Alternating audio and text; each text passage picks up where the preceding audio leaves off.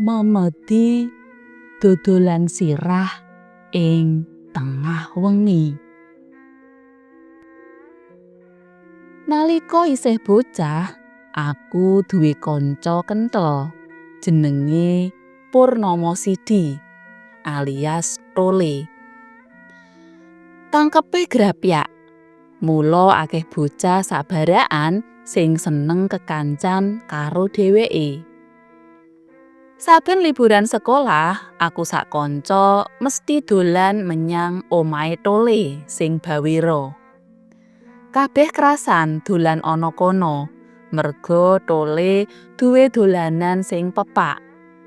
Kayata dakon, wayang saka kerdus, puzzle saka kayu, catur, montor-montoran cilik sing bisa digenjot ngubengi plataran lan sak piturute. Anggere wis asik dolanan, aku sarowang mesti lali wayah. Wiwit esuk nganti ora krasa wis sore. Senadyan sedina blek ana omahe Tole, dijamin ora keluwen. Awit ing wanci awan, aku sak kanca asring dimangsakake bakmi kopyok utawa disuguh jajanan pasar dening ibune Tole sing asmane Bu Umi. Sinambi mangan bakmi kopyok, aku sak kanca kala mangsane didongengi dening Bu Umi. Dongenge werna-werna, wiwit saka cerita sejarah nganti tekan cerita misteri utawa alaming lelembut. Bu Umi pancen baut ngrakit basa lan nganggit cerita, saengga bisa narik kawigatene bocah-bocah sing padha dolan mrono. Dongenge Bu Umi sing bakal tak aturake iki kedadean saklebare agresi militer Walanda kaping 2 tanggal 19 Desember 1948.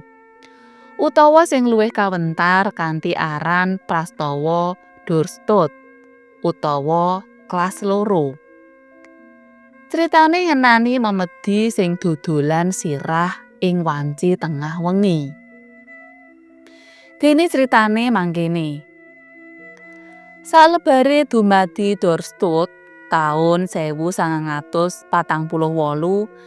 kahanan kutha Yogyakarta dadi tintrim. Saben ngancik wektu maghrib, omah-omahe penduduk wis padha kancingan rapet. Ora ana wong siji-sijiya sing wani metu.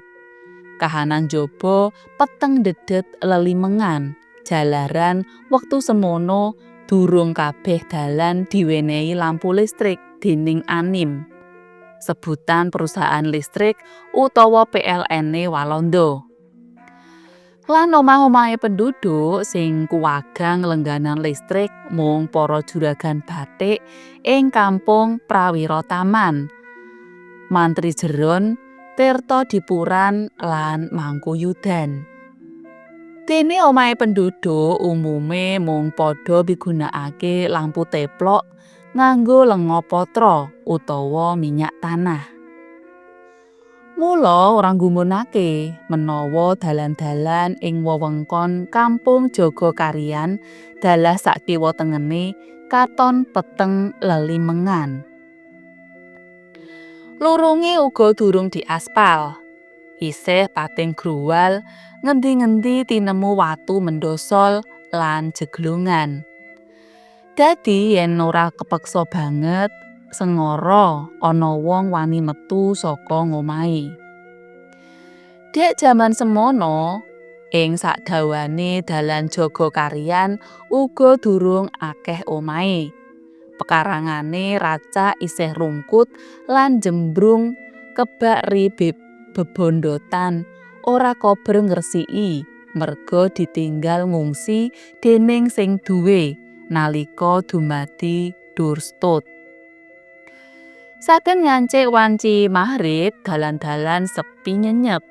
Sing keprungu mung suarane orong-orong, jangkrik-ngerik, gangsir ngetir, angkup utawa babal gori kang katiyuping angin. lan walang bajang kerek saka sajroning gegrumbulan. Nalika dumadi kelas 2 utawa Dostot, Kampung Jogokarian klebu sing dikrutuki Mimis saka mriyem lan tank sarwa dibombardir utawa diudani bom déning pesawat tempur Walanda.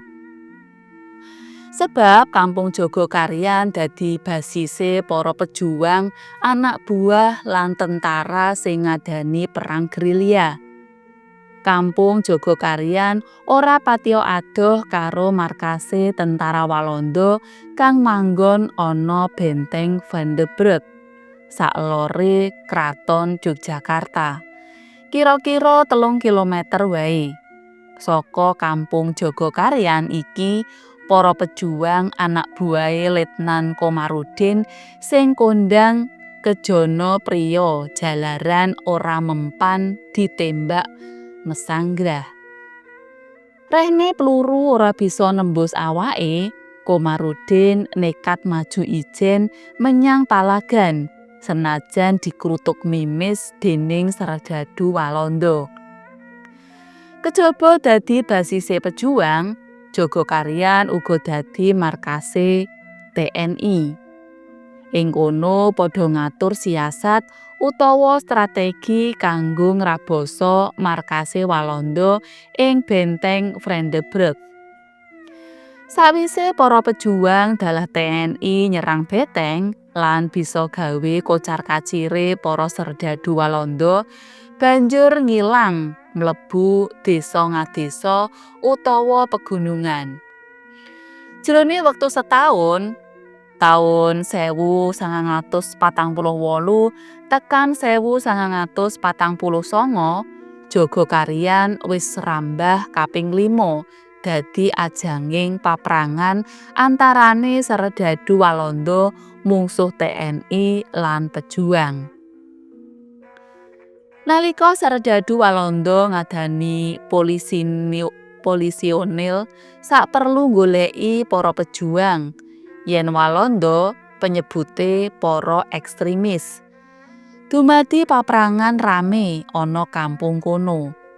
Pejuang kang gugur ana wong 8, dene TNI mung wong 3. Ing sisih liya serdadu Walanda sing tiwas cacah 13. Jisime tentara Walanda sing wis mati iku déning para pejuang sing umure isih muda-muda iseng-iseng dicenthelake ana pager pinggir dalan.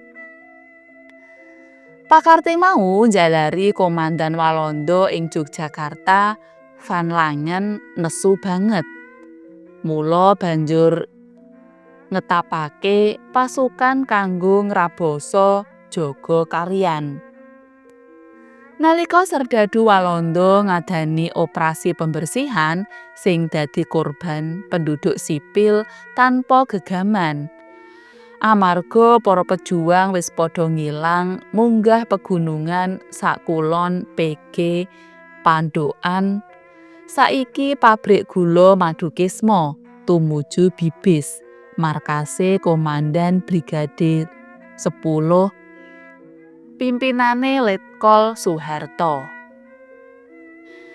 Nanging nalika ngarsa dalem Sri Sultan Hamengkubuwana kaping 9 kagungan gagasan ngandhani serangan umum 1 Maret, para pejuang lan TNI sing dipangarsani déning Letkol Soeharto kasil males marang tentara Walanda. Walanda digawe kocar-kacir lan kutha Yogyakarta kasil dibroki déning TNI saksuwene 6 jam. Sawise kahanan bali tentrem, jalaran tentara Walanda wis ditarik menyang Semarang. Penduduk wiwit wani mulih maneh menyang omahe sakawit. Senajan mangkono, kahanan Kampung Jogokarian sakiwa tengene isih krasa singup lan angker.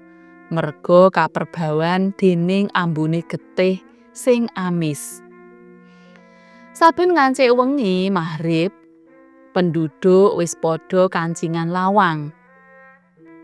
Ora ana sing wani metu saka omahe. Ngancik tengah wengi, saka kadohan keprungu lamat-lamat suarane wong nawakake dagangan. Saya cedhak suarane keprungu saya cetha. Sing ditawakake dudu bakmi utawa bakso ngono kae, nanging sirah menungso. Endes, endes, endes. Ngono suarane.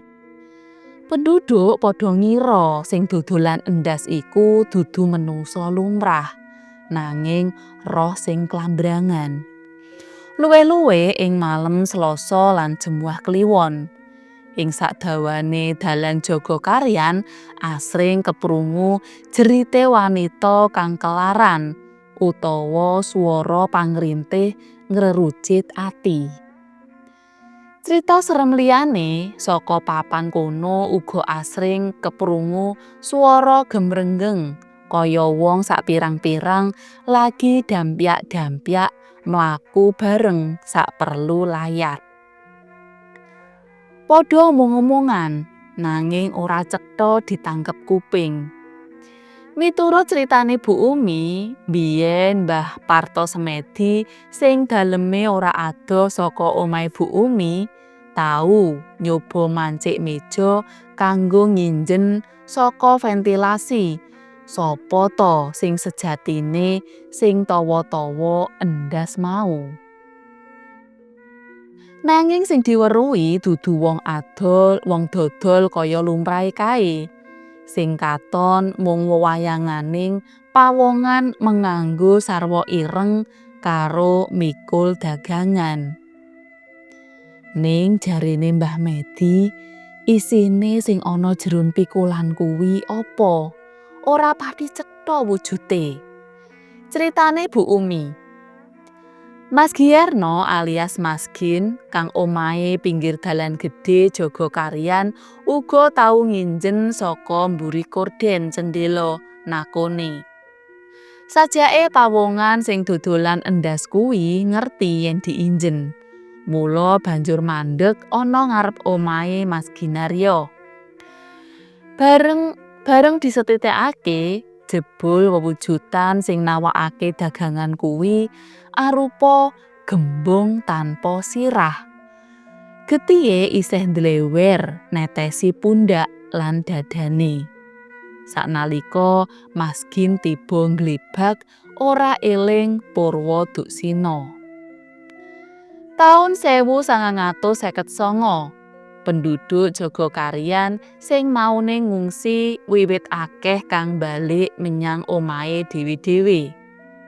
Sabanjure bebarengan karo madege Masjid Jagakaryan dianakake tahlilan kang ujube kanggo ndongakake para pejuang kang wis gugur murih antuk papan minulya. Tahlilan iku uga mesisan tasyakuran anggone warga kampung wis rampung bangun Masjid Jagakaryan kang tekan seprene isih madeg sentosa.